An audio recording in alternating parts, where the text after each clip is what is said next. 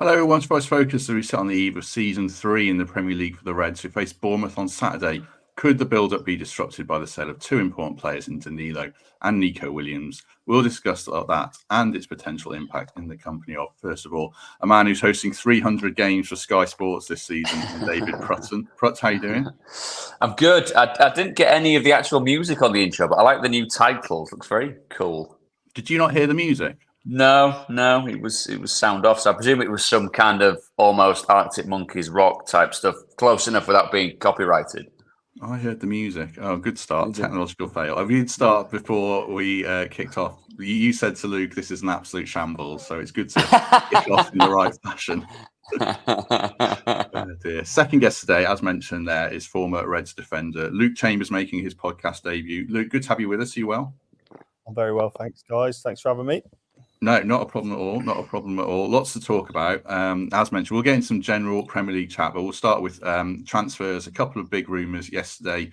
Firstly, around Danilo, linked to AC Milan for £21 million initially, although today Italian journalist Gianluigi Longari says Forest want £35 million for him. 23-year-old, obviously, who has been a regular under Nuno. Pruts, any deal over 11 million represents PSR profit, which is how we tend to talk about any transfer these days. Yeah. What do you make of it? What do you make of the figures in general?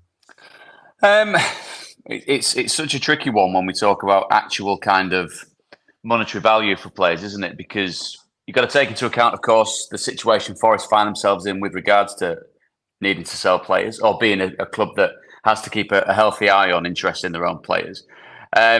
And then when you look at potentially maybe a discrepancy, what would Forest be looking at? 30 more than perhaps the 20, 21 that's already been reported? Because obviously you've got to look at the potential value of the player in the coming years, what he's done so far with Forest. And as you say, been a regular under Nuno. So therein lies a problem of Forest needing to replace him. So the knock-on effects could be potentially tricky. Monetary value-wise... And like you say, anything above the 11, I take into account that it would be going in the right direction. But it'd just be a bit of a kick in the teeth, wouldn't it? I mean, we were chatting just the other day before I was doing a radio interview with some bullet points. And broadly, with the work done with personnel in and out so far, you were looking at potentially, if you kept Danilo, then it would be an okay kind of August, really, wouldn't it? But if he does go, that's a gap to fill, a problem to solve. But it still feels a bit cheap, doesn't it? I mean, yeah, massively. Like I said, it's akin to.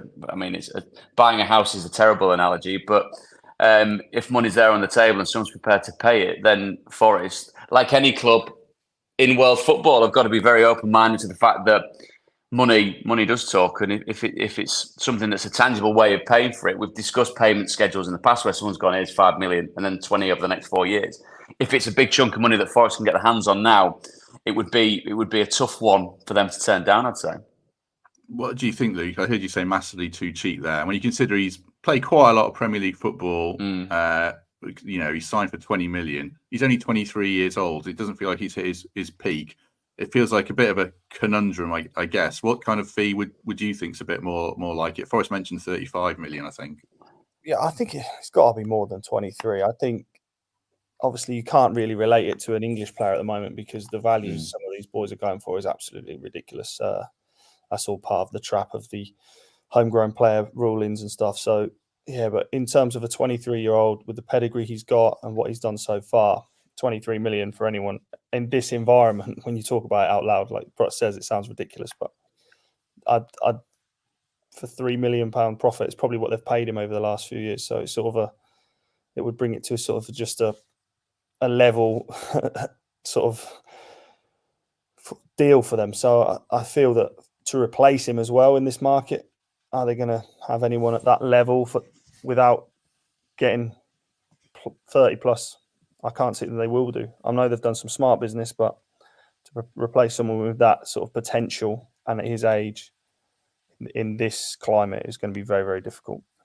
It'd leave them with Sangara, Yates, Nico Dominguez and Elliot Anderson as the 4 central midfielders. Is 4 enough, Luke? Do you have to replace them? Do you need 5 in the Premier League these days at least?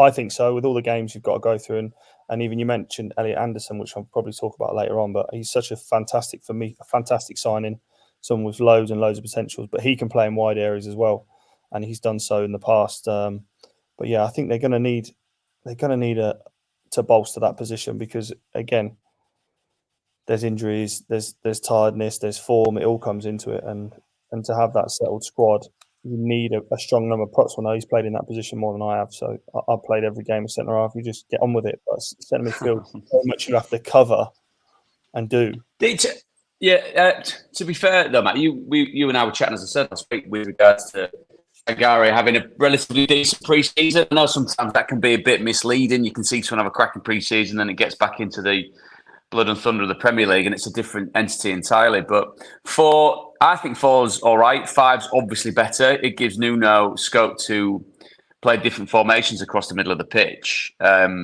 which, as we saw, it's not a one-size-fits-all formation that will get Forest to safety once again. Again, it's that key word, safety, about being 17th or above in the Premier League and slowly building and incrementally moving forward. So it is. I think within that 4, you've got a 2/3 that works. I know obviously Yates has signed a new contract, and he offers something different. I know we get accused of being kind of tub thumpers sometimes on here for Ryan, but he's a very worthy member of that squad. But Danilo obviously brings something a little different. The chemistry with him is a little different in the side, and for someone who's clocked up over 30 odd appearances in the Prem last season, he's quite obviously a trusted lieutenant of Nuno's, isn't he?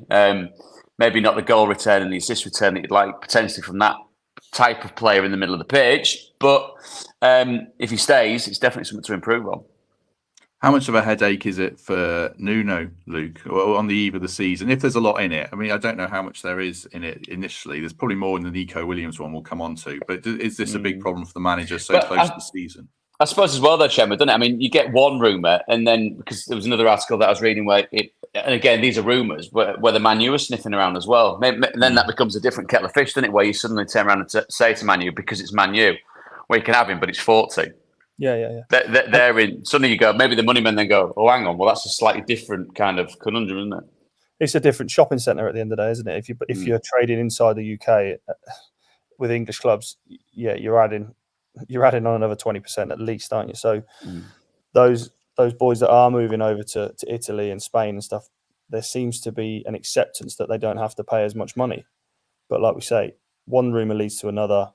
When actually, they might be thinking about selling him. That's when people start taking notice, where they're thinking maybe looking at Forest, they're in a bit of a project. They don't really want to lose too many of their players. But then obviously everyone else understands the predicament that they may be in, having to sell players to stay within the rules. So it's a difficult one.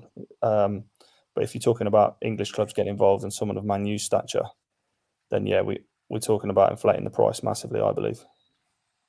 A couple of people in the comments put in, a few thoughts on it. Dan says he's our most all-round midfielder, which I think is probably true. He can play a lot of positions. And I see Sean here throwing a replacement in, Gustavo Hamer. I mean, you'll have seen a lot of him. Just quickly, I randomly throw names in. Is that the kind of player that Forest could bring in to bolster midfield, Prutz? Well, I've seen him play very, very well in the Championship. I've yet to see him do it in the Premier League. So whether that's to do with the players that are in and around him, but then there's players that are coming to Forest that the club have taken a punt on and then done something pretty decent. Would he be a straightforward replacement? Yeah, very, very good player, unproven in the Premier League. So you're selling someone who is not proven in the Premier League, but has a lot of Premier League experience for the sake of someone that's still yet to do it.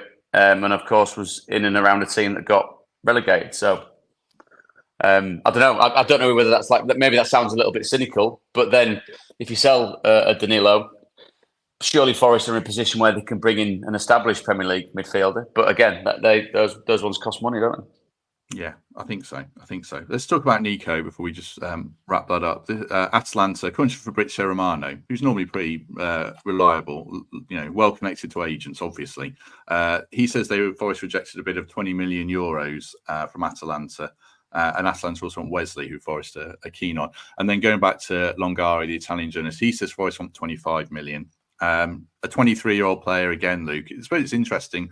Like West Ham feel like they got a steal with Wan-Bissaka for 15 million. It's hard to the market's so crazy these days. But in general, what do you think about selling Nico for 23 million when he's 25 million when he's established himself just last season properly? I guess. Yeah, but he's still had ins and outs in the team, so it's a difficult one. It's how they're going to use that budget from there on in. It's if they feel they can use that better somewhere else throughout the squad. Again, it's those decisions that it comes down to. Nico, I think he's done tremendously well since he's joined the team. He's had the opportunity to prove himself in the Premier League. I still feel he's got a lot of improvement. And if he was to stay and play regularly under Nuno, I think you would see that improvement. But again, it's the one where do Forest need to really think about losing one to keep another, or do they sell both and then they're in a much better financial position? So unless we delve into the inside workings of the club at the moment, I'd like to think Nuno will be making decisions, but it would probably come down to where they need to balance. Yeah, I mean, anything over 8 million PSR wise is a profit for Nico. What do you think about it, Prutton? In terms, like Luke says, Forest probably need a striker first and foremost. That's what fans are saying. There's a lot of talk around not being quite happy with the goalkeeping situation even now. I suppose if you do sell, it's how you use the money, as Luke says, isn't it? Yeah, completely. And I think recruitment-wise, of the last 2 or 3 years, getting themselves back into the Premier League, I would say it probably almost kind of balances itself out with hits and misses, doesn't it? There's players that have come in and done a decent job, 1 or 2 that have been sparkling, but across the board, it's been relatively sensible work to a degree, I'd say. With Nico, again, like you say, anything above that, was it anything above 8 million becomes something that they can use, which is it's just a different world, isn't it, that we're operating in, and listening to how it operates with Forest. It's when I say the word fascinating, that doesn't mean to say that I dial down what it means to Forest fans, because one person's fascination is another's horror, isn't it, with regards to players coming in and out and the money that's spent on them, and then where obviously those finances go. But it's going to be an intriguing window between now and then, because as you say, up top, Forest would be looking to add. That would cost money. If you are you going to get a striker of decent quality on loan from within the Premier League? Possibly not. So it'll be a lot more comfortable across the board, I think, for Forest fans once it gets to the end of this August window, just to see who they've got. I was just looking at a couple of comments there, and there was I can't remember the fella's name, saying about aiming for more than 17th. Like, it sounds cynical, but it's a decent squad of players. Is it a decent squad of players that's going to get you into the top half? I genuinely don't know. But then, is top half realistic given how strong the Prem is? We'll find out once we get the balls out and it's kicked in anger in the first game of the season, won't we? I agree there, Price. I think it's still such a group of unproven top-end Premier League players. Obviously, they've been scraping around to stay in the Premier League the last few years. So it's one of them that you still don't want them to keep improving and add into that squad. But again, you're still bringing players in that need to prove themselves. They're not signing proven players from the Premier League over the last few years. So again, it's still, do they need to bring those guys in now to really take the club to the next level?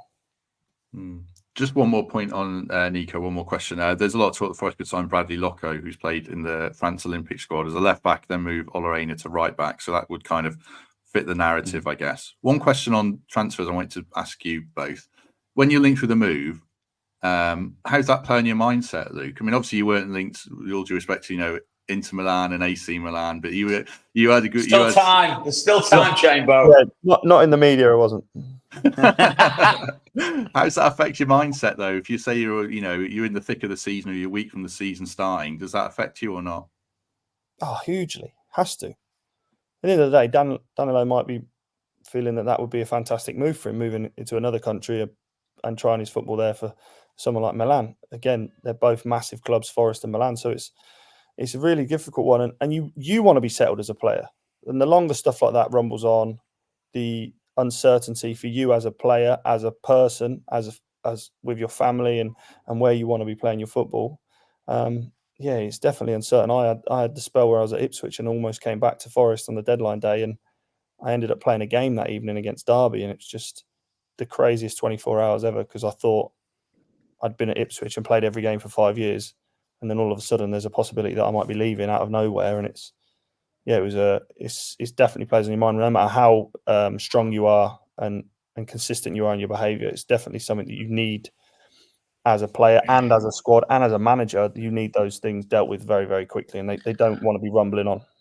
We saw it on Saturday lunchtime with Jonathan Rowe at Norwich, who pulled out of the Forest squad in the morning. So he spoke to the manager, Johannes Torup, and he dealt with it very straightforwardly. It wasn't the right frame of mind. The player had come to me to say that Ted had been turned, didn't mention any kind of names, but there was Leeds rumoured to be interested in him. And he kind of, from the sounds of it, flat out refused, didn't want to play. And so didn't play. And the manager said, fine, see you later. We'll deal with it next week. So I presume that's getting dealt with possibly today or maybe yesterday.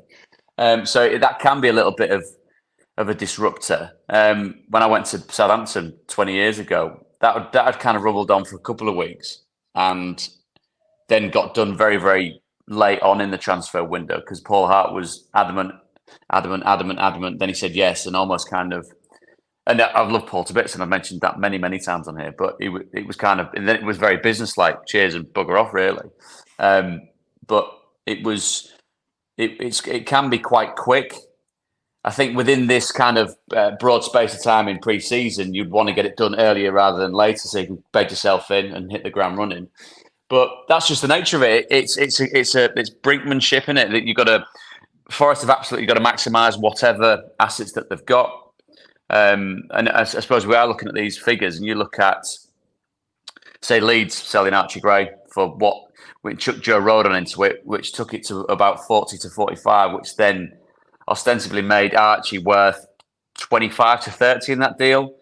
So if you look at how much they got for him with one season in the Championship under his belt, and as I'm saying, it's not a straight line. It's not exactly the same for different clubs because he's gone to Spurs who've got a bit of money to spend. I can absolutely see a Forest fans kind of reticence with going, hang on, so we're going to let him go for that when he's got the Premier League under his belt, but homegrown English talent, as Luke says, commands a different fee, even though that potential may never materialise. Mm-hmm. How much control did you have over transfers during your playing career, Luke? You mentioned about potentially coming back from Forest. How much of it's in the hands of clubs and agents, and how much of it is in your hands as the player? Well, they always try and put it on the player, so it's always you've got to want to leave, haven't you? You've got to want to leave, yeah. And you have to say, "I'm not playing," or "I don't want to. I want to leave," and then it's like, well, what can we do? He doesn't want to stay. Whereas I was in a position where I would never, ever, regardless of what happened, refuse to play. And that was how my conversation went with Mick McCarthy. It was, so what are you telling me? You want to leave? And I was like, well, no, I didn't really want to leave. I'd been there for a long time. Everyone was settled. But if you're not going to give me a contract at the end of the season, where does that leave me as your captain? So they were the conversation. He said, well, you're going to have to tell me you want to leave. And I didn't say it. I said, no, I'm not playing. I'm not going to say I'm not going to play. I'm not going to say I want to leave. So I wouldn't allow them to sort of tarnish me as a guy and as a player to say I didn't want to be there, because that was from their making, not from me wanting to leave. It was a situation thing. So generally it's the manager and the club that decide what happens. If the club want the player to leave and they need the player to leave to make the money, then you don't have a say. You can't say I'm not leaving. They'll make it happen, because at the end of the day, you're a commodity and you're an employee of the club, and they'll do the deal accordingly. I suppose we forget that as fans, perhaps a bit, don't we? Like, players are commodities. I mean, you're obviously very well paid, especially at that level. But once the bid's accepted, it's kind of it, isn't it?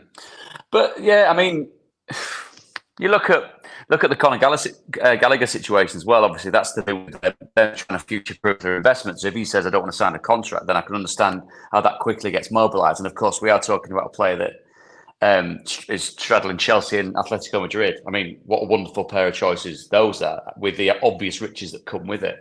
But Chamber would have seen the same thing in places where a player wants to leave, so causes chaos, a player doesn't want to leave, but he's binned off to go and train with whoever or what time. I've seen that so many times, and it's sometimes it can be seen as greedy players and greedy agents forcing things through. But you've got, as much as a club loves a player, enjoys a player, appreciates what a player does, as you say, ultimately, if you're not worth anything to that club anymore, then they're very quick to say thanks and see you later. So it's not as straightforward, never is straightforward.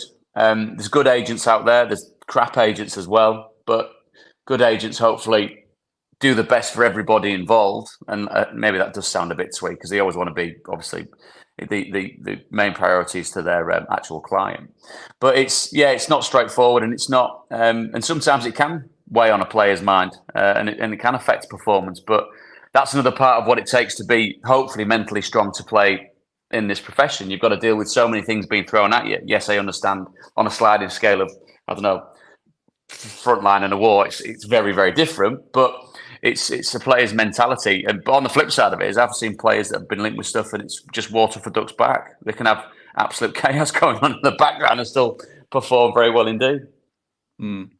Interesting. Right, we'll probably move on there. As Luke says here, Luke Hamilton, do us a favour and hit like if you haven't already. That would be a big help. And we'll take a word for our sponsors. I've turned down the volume on this video, hopefully. So yeah, for the Trent Navigation, of course, you can watch the build-up for the game against Bournemouth on Saturday, and I will see you in 14 seconds.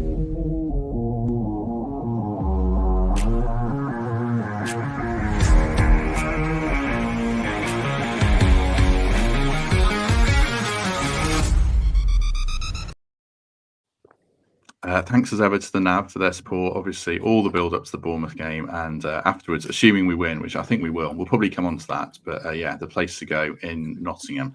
Just talking more generally then, I want to do that in the second part of the show. We kind of touched on it already about ambitions for the season 3.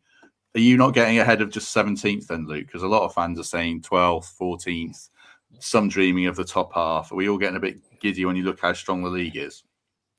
No, I think you're trying to put words in my mouth there, Matt. I never once mentioned 17th. I'll hear myself to the Forest fans. I think, at the end of the day, a club like Forest, who just achieved safety at the end of last season, 17th has to be the target initially. Don't get me wrong. The whole squad will be, mid-table at least.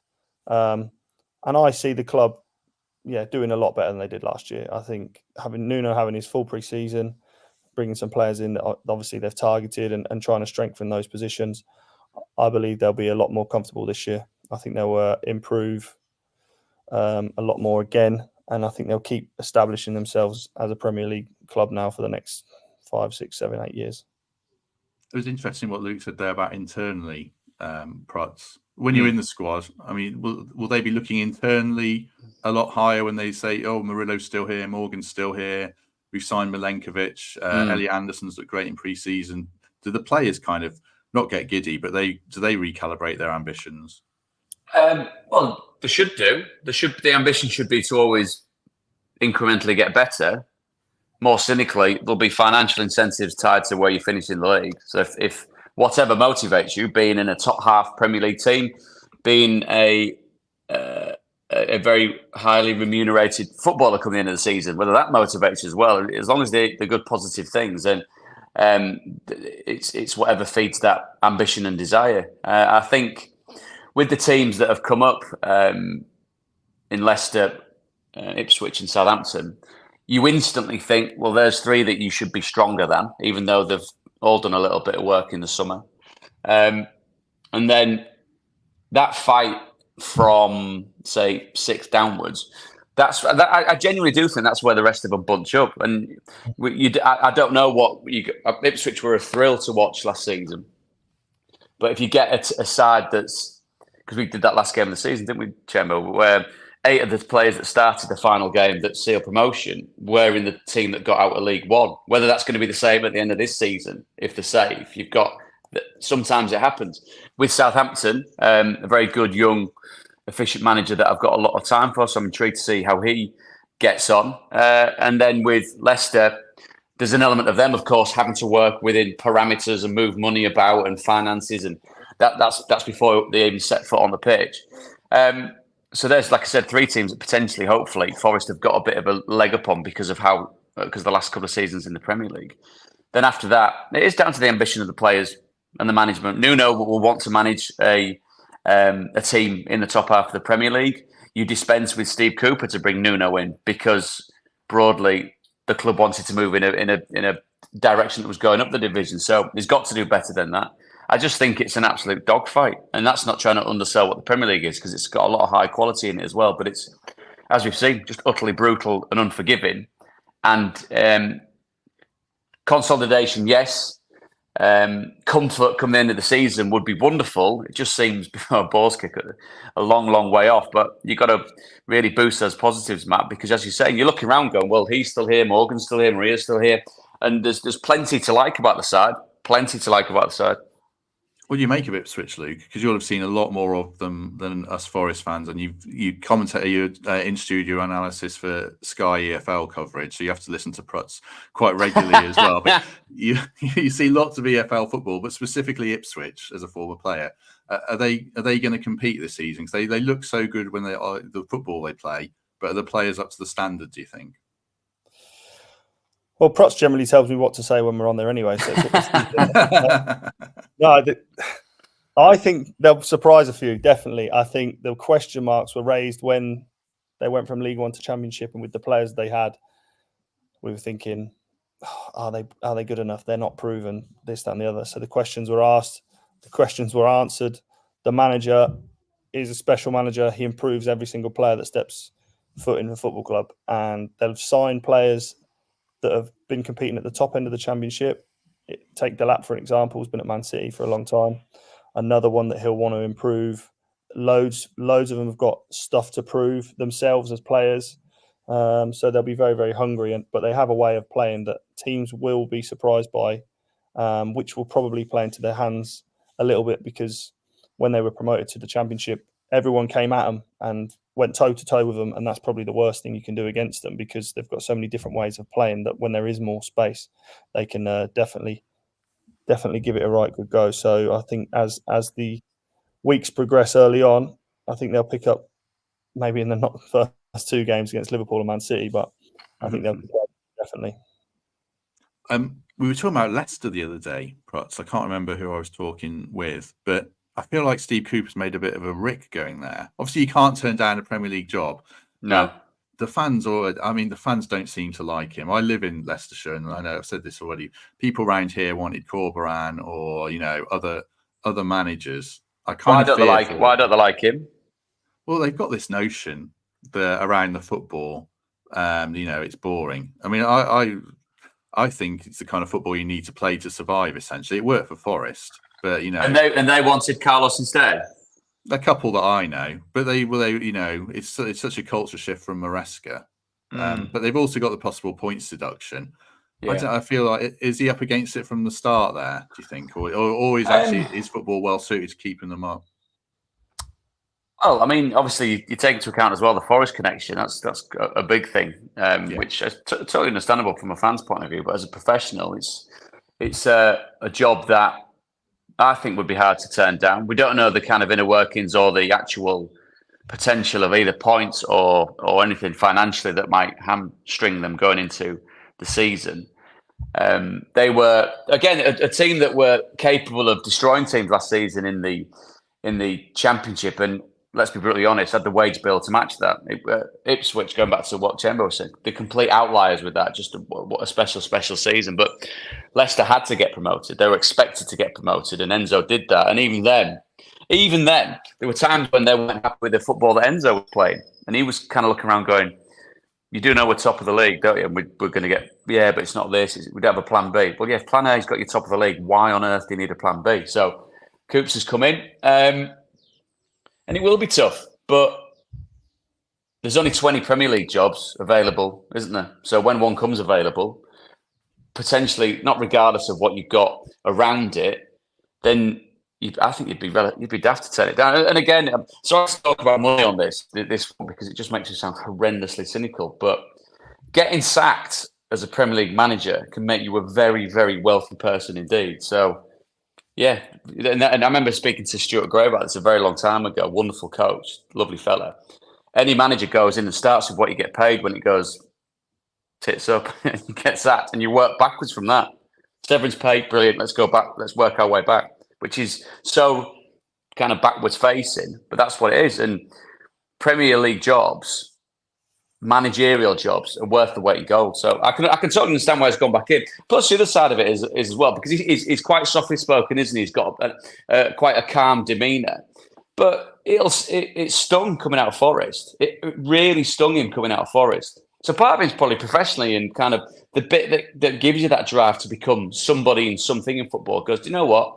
Shove it. I'm going to go in there and I'm going to show that mob down the road what I can do. The ones that got rid of me, the ones that said I'm not as good as the person that's come in, and show them what I can do with Leicester. Even though he will love Forest and what he did with Forest, professional pride and the competitive nature of that level of football kicks in. And he's got to step through and prove it once again to people to see if they can say yes, he's an established Premier League manager. Yeah, that's fair. That's fair. We'll put you on the spot, Luke. You're either going to disappoint Peter's daughter, Sophia, or you're going to ingratiate yourself to the Forest fans.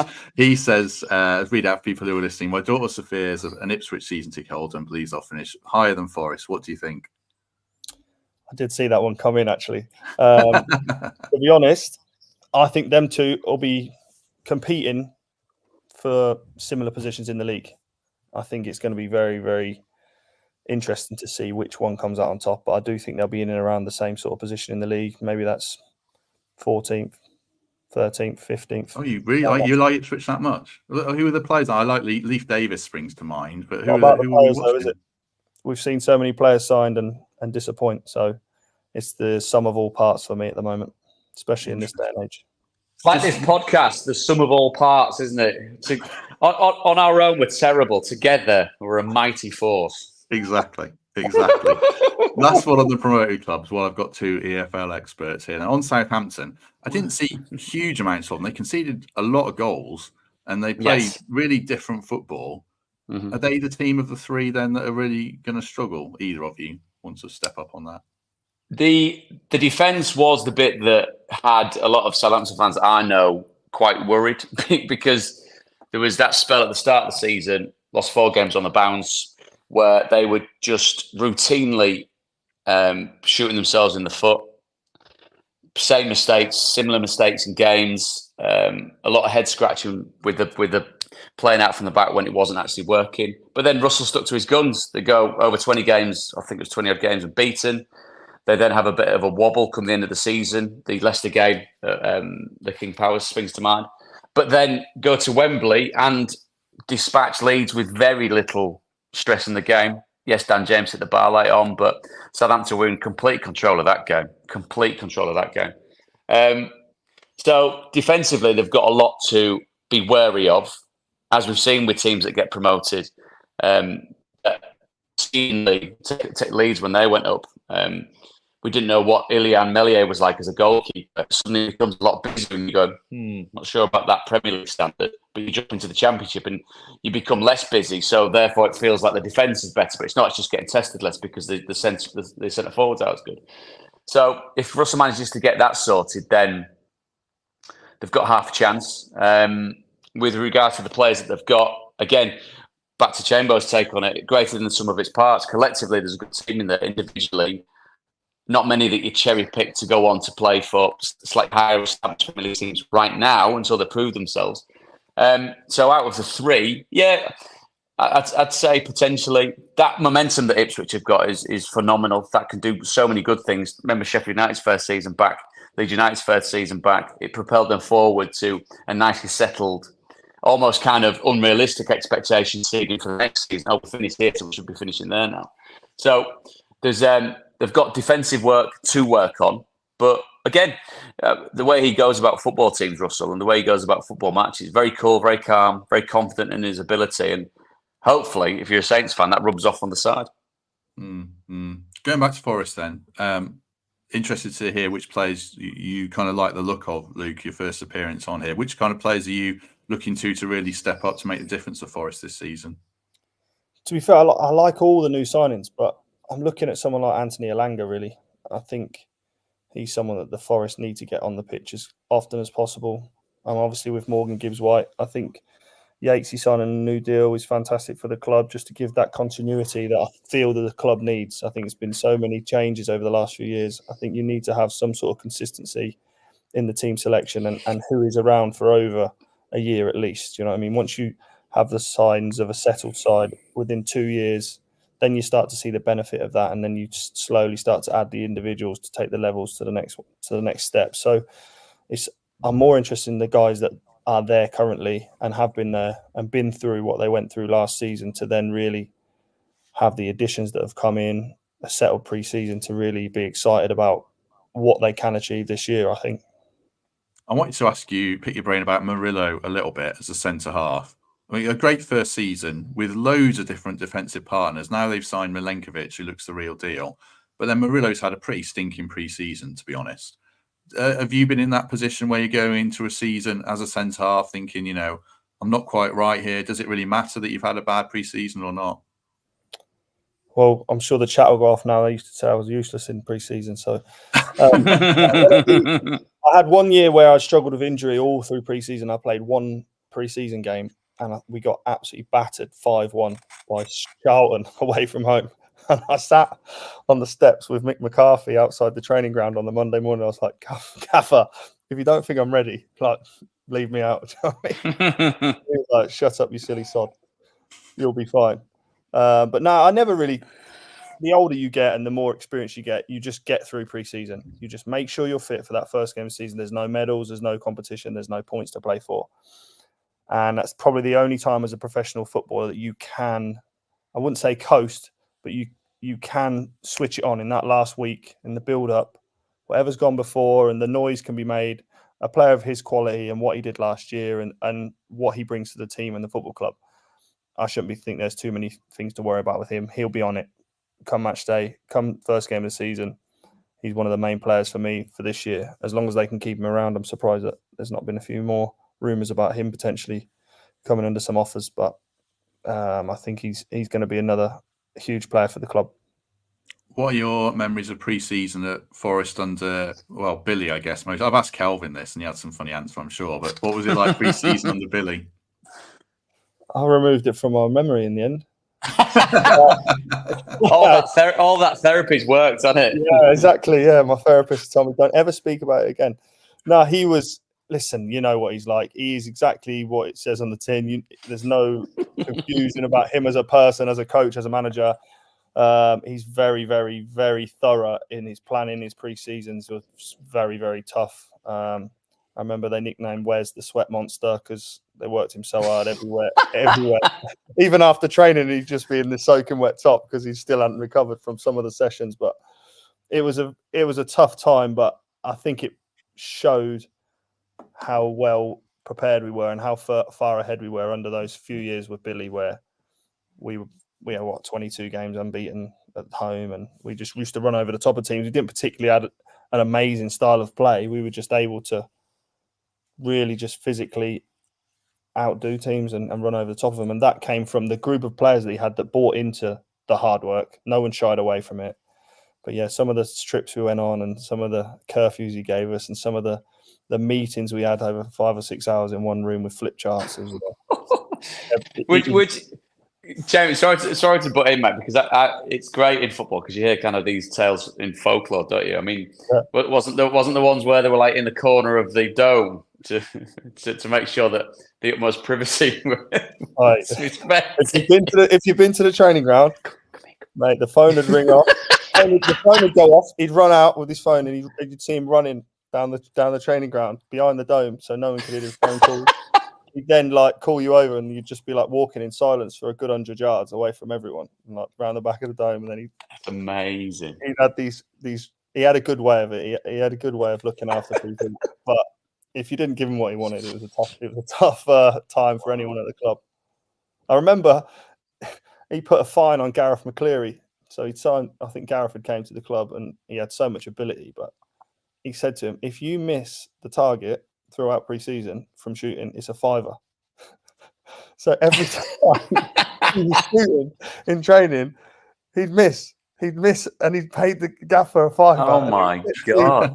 Even in shooting sessions, there's no escape. So he'd put specific shooting sessions on for him, and they were the levels of like demanding. And we had the one I'll always remember is the keep ball sessions in pre-season, and new players came to the club, and it was like every time someone played the ball and ran, he wanted to get out of people's minds. Don't watch the ball and follow the ball. He was literally look at your man and take him out. Like, obviously check in, but he would come and do the example on a Gareth because he was the one he'd always go for. He's like, give him one.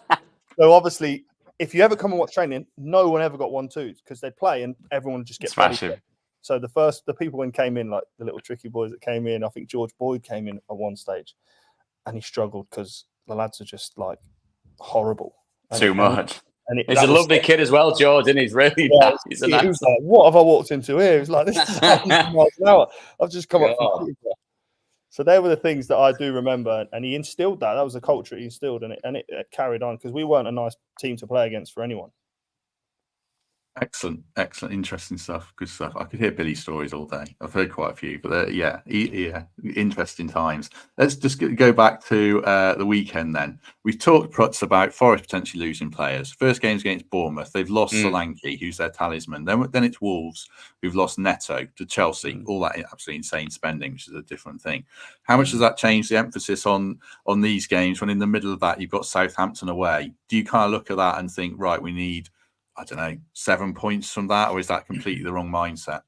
Well, if it goes back to what we said before about where you want Forest to finish or where you believe they should finish moving forward, then these are the types of teams that have got very, very good coaches that have been good to watch, that have seen transformations, if you like, last season with regards to how different managers got different things out of those players. Then these are the teams that Forest are rubbing shoulders with to get past. I truly believe that. It's a great fillip for Forest that Solanke's gone, that Neto's gone, and then, like you say, with the slightly unknown quantity of Southampton in between the two. So then but then you never know, do you? Never know what the Forest side might be like between now and when those games actually kick off. So that's where the confidence comes from. That's where the ambition comes from. If there is that, so we've already mentioned the three coming up. Obviously, we've mentioned Southampton twice there. There's another two teams that, if you believe Forest are moving forward, they've got to finish above. That puts them, you know what I mean, up, heading towards mid-table then. So I'm not saying these are absolute must-wins at all. They're great barometers for where Forest find themselves and a great reflection potentially on whether those ambitions to finish mid-table are, or higher up than 17th are realistic. So I'm intrigued with them. But again, just because it's not deemed to be the teams potentially that are a bit of a free hit, i.e. Man City, Liverpool, doesn't mean to say that it's completely boxed off, because they will have to be at their best for us to beat these teams. But as I said, it's a great marker to be put down for potentially where the season might end up, because, like I said, these are the teams that Forest have to be stepping over to get themselves up into mid-table. Just on Solanke. Go on, Luke, sorry. As a player, and you see them fixtures come out, you are rubbing your hands together. As a player, regardless of the realism of what the expectation of the season is, you look at them 3 games and you're thinking, we could take 9 points here. You're actually thinking you could take 9 points off them. And the team will be super confident going into them first few games, but they'll ultimately be focusing on the first one against Bournemouth. They win that one, again, that confidence, that expectation, that feeling of taking the next 3 points off the next 2 is it becomes almost like a self-fulfilling thing. So we'll have to wait and see. But I do believe, if from a player's perspective, you'll be looking at that, thinking that couldn't have got any easier. Whereas you look at Ipswich, Man City, and Liverpool, their first 2, it's a different kettle of fish. Just specifically on Solanke from a centre-half point of view, then, if you see, like, by far and away their best player is not on the side, Luke, does that change how you view that game? Because it's going to be a drop-off to whoever plays instead. Would that help you mentally if you're Murillo or Milenkovic? Yeah, but I think they're 2 players that I don't think they'll ever look at who they're playing against. I think they're more than confident enough, more than experienced enough to be not concerned who they're coming up against. I think they'll just be looking forward to getting that first game underway. And yes, it's going to be a bonus. Their best player's gone, especially in this current climate where it's not easy to replace someone straight away and what they're going to have to fork out. So even if they bring someone in now in the next few days, are still going to be coming in a little bit cold, and they might sign someone on that similar level, but he's not going to be integrated to the squad. He's not going to be integrated to the way that Bournemouth want to play. So it's definitely weakened them going into that first game of the season, and it's definitely improved Forest chances in the two centre-halves. Yeah, they'll be pleased with it, I'm sure, but again, they won't be focusing too much on who that is going to be their main man, because they'll be prepared with their video analysis, and their coaching department will have them thoroughly versed on whoever's going to step into that void. Probably last question before we start to wrap up. Do you believe in bogey teams, Luke? Because Bournemouth have absolutely had the hex sign over Forest. Even last season, Solanke scored a hat-trick against us when we played really well. Is that nonsense from a player's point of view or not? Well, it depends what the turnaround is in the playing department. If lots of players have changed and a lot weren't playing in that game and experienced that, but no, I think once the season's finished and dust has settled, you're playing against a completely new team. You're playing against different pressures. You're starting a clean slate from the start of the season. There's no points on the board. You're not at the bottom of the league thinking, oh, we have to win this one. We have to win this one. We win this one, it's relief. You go again. It's like completely clean slate. Let's get off to a good start and then see where it takes us. What about you, Prutz? I remember when you were playing, I'm sure we had a dreadful record against like Scunthorpe or something in the Championship, even though we should be beating them. Just when I was playing, we had a dreadful record. That's all. That's it's hard to have that many bogey teams going. Christ, can we beat anyone? This is mental. Do you have any bogey teams? I can't remember. Do you believe in it as a thing? No. There's a mate of mine that we do a bit of podcasting with, and he always kind of puts, when you're looking at fixtures, attempts to put these games into context. And such and such, they've not beaten them for 20 years.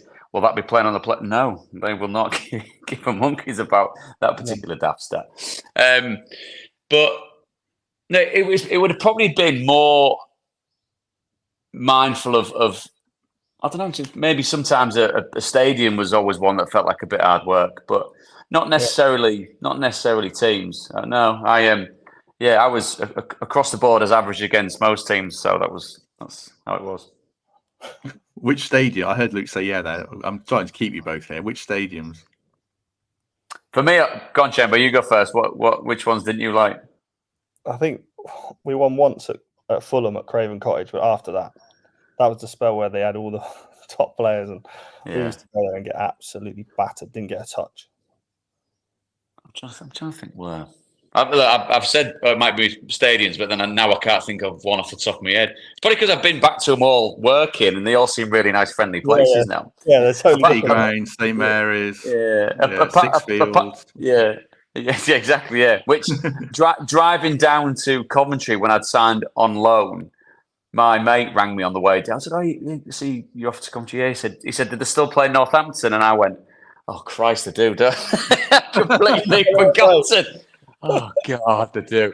So and then the first time, which nothing against Northampton, but I remember driving for the first game, and I was thinking, it's quite a decent crowd there, but it was more people going to the shopping centre and I think the bowling alley than they were coming to the game, because it was the time when Coventry fans were happy with moving, obviously, from pillar to post. So that was quite funny. But I had the good fortune of playing in some really good places.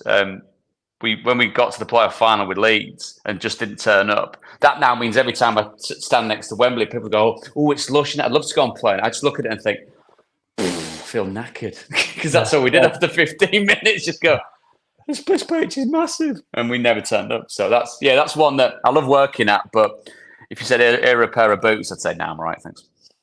No way. Oh dear. Right, just before we do wrap up then, just a quick word of thanks to our second sponsors, Global Telemetrics. People know what they do. If your car gets nicked, they'll get it back for you. They work with the ground scene 24/7, 365 days a year. If your vehicle's stolen, they'll liaise with the police and get your car back quickly and safely. The car picture, that BMW, was returned in 11 minutes last month. So they're the people to get your car back if you're unfortunate enough to have it taken from you. So thanks for their support as ever. Right, we always wrap up with any other business. Anything you want to add? Prutz, you go first, because Luke hasn't had time to think of anything, if he wants to say anything. Football related or life in general? Life in general, if you want. Do- Oh no, I- don't talk about riots or politics, but anything No, else. Yeah. well, that was literally what I was about. No, I wasn't about to say that. No, nothing apart from I'm very late to the party with this. But if you watch The Bear, it's amazing. There you go. If you got There's as much 2 seasons. amazing. Oh right, so you don't like the third season? I haven't seen it. Apparently, everyone says it's rubbish. What? Ugh, everyone says it's. That's the problem with the world nowadays, isn't it? Everyone says it's Oh, rubbish. Do they though? No, I've. You can tell I've had lots of spare time to watch box sets, so I watched that. So yeah, if you want to watch that, great. If not, there you go. That's all I've got. Pathetic. Luke, anything from you? Not really. You can say no. Lewis always says no. really. Lewis Not has never really. had anything else to add. So I've been out running a lot in the mornings lately, getting up early. Some of us have got to try and stay in a bit of shape now, so that's been my main thing. Started a running club, and I've got over 200 members now. So wow. Well, we're that's out, amazing. We're out 3 times a week. There's a question for you, mate. Now that you're not actually playing, how's that been so far? Truly, I haven't missed it at all. I was very fortunate. I played every game for all my clubs, every 2 games a week for 20 years. So I think when it comes to, do you want to go for a kickabout? Like I've had more than enough football. I don't miss. How many appearances, mate? 870. Amazing. Yeah, Amazing. So Absolutely amazing. And I don't miss the day today. I enjoy the bit more freedom that I have now. Not so regimented. Yeah. That's probably why I haven't gone into the coaching side, because I see how much effort you have to put in. That's not to say I don't want to put the effort in. It's just I've got 4 young kids. I want to see them grow up and not be at work 12 hours a day and every weekend, because that's what has to be put in to make it to the top. So I'm enjoying working with Mr. Prutton now. And God, that's 4 young kids. They're the results. I admire anyone who has more than 2 kids. I think honestly, I mate, can do that. Do you know what? We were on holiday in Portugal just a couple of weeks ago. Sorry, this is probably my only other business. And for some reason, we managed to stumble across this fancy place, which, as a Yorkshireman, a very tight Yorkshireman, just appalled me. But you do what you're told and you go there. It's a lovely place. But the amount of people that have got lots of kids is just insane. Like, you'd be sat at breakfast thinking in your head and trying not to settle. Why have you got 5 children? Why have you got 5 children? That's ridiculous. I can't answer it. Just looking at you think. I mean, you're outnumbered. I mean, obviously, it's selfish parents thinking about when they're really old. There's loads of people to look after them. That's what it is, isn't it? But just sat there fuming, shaking my head, going, "Why have you got 5 kids? That's just showing off. Ridiculous." 4 kids. How young? I'm going to your personal life. How old is your youngest kid? 4. He starts school in September. Oh, good. Yeah, you'll get some time back then. Very good. And they've got their own apartments now. That's it. They're done. Yeah, mine too. Haven't seen my kids. I've been looking after them all summer holiday. Haven't seen them. Could be anywhere. Look after themselves. Feral. Right. Exactly. Life lessons. Don't text Prutz when he's in Portugal, because he'll tell you to F off when you ask him on the podcast. Yes. Don't eat a tube of Pringles at 10 o'clock, because you'll Minging. get terrible indigestion and no sleep and feel hungover when you wake up. That was what I did last night. Do not eat Pringles. Full stop. But they're addictive, aren't they? I think there's literally something addictive on them. Google them. It's not what you want to do. I know that now. Jeez. I'm feeling horrific this morning. Oh dear. What was that? Actual genuine any other business? The link in the description is for the Football Content Awards. If you want to vote for us for Best Premier League Podcast, it's the voting window closes this week. So that'd be good if you could help us out with that.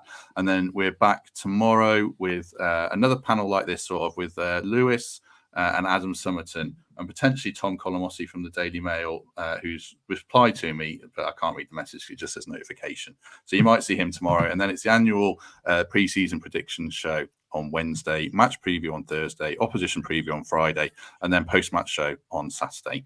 Right, My God. Full-time job. Yeah. I thought you were kidding when you said this was your job now, but it's not, is it? No. It's not a job, though, is it, really?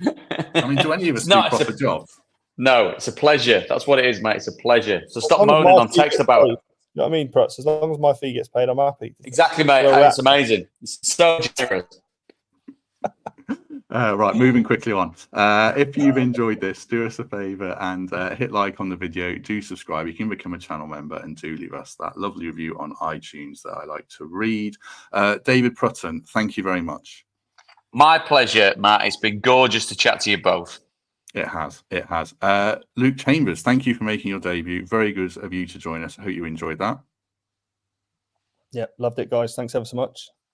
Well, you're kind of obliged to say yes because you can't really say no. Not till we finish recording anyway. Right. Like I said, we're back tomorrow, but hopefully everyone enjoyed that. If we don't see you then, we shall see you soon.